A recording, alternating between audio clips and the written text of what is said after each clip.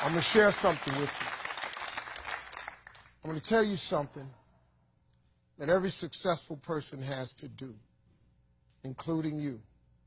Believe it or not, every successful person in this world has jumped.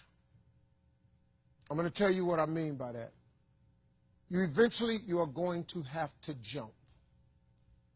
You cannot just exist in this life.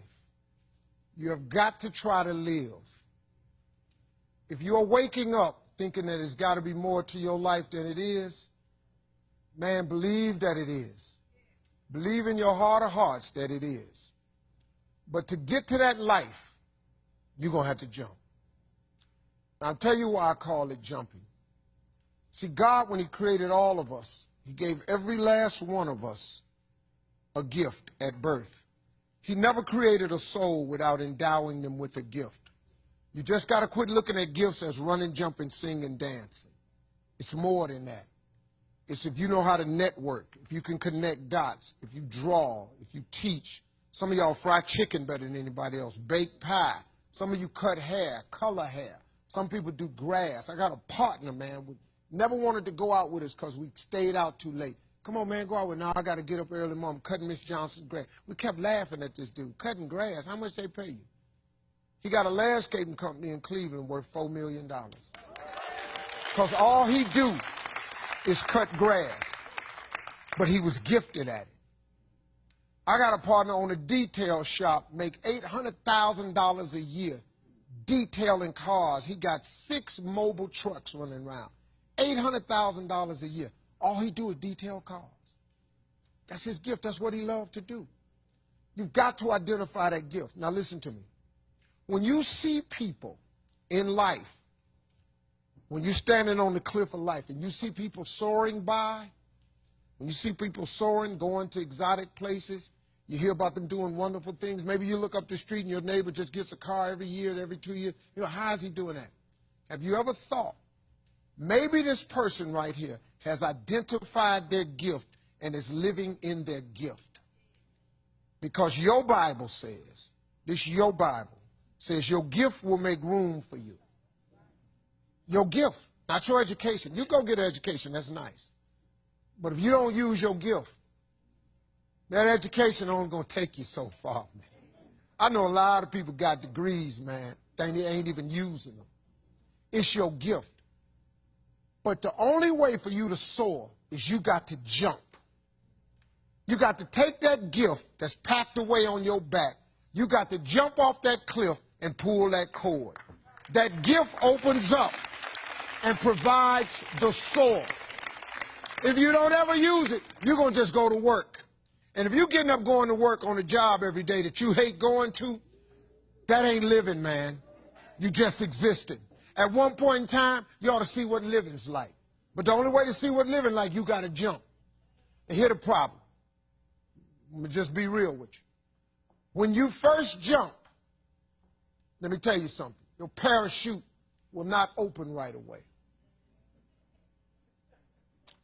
I'm sorry. I wish I could tell you it did, but it don't. When you jump, it's not going to open right away. You're going to hit them rocks. You're going to get some skin tore off on them cliffs.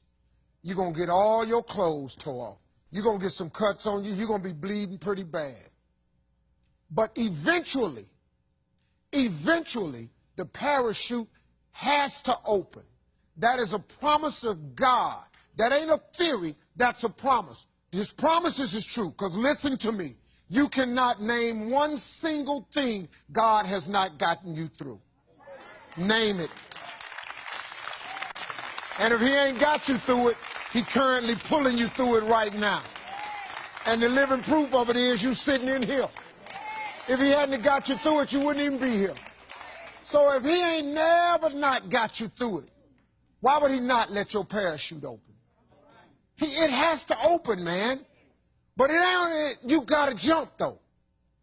Now, here's another thing. You can play it safe and deal without the cuts and the tears. And you can stand on that cliff of life forever safe.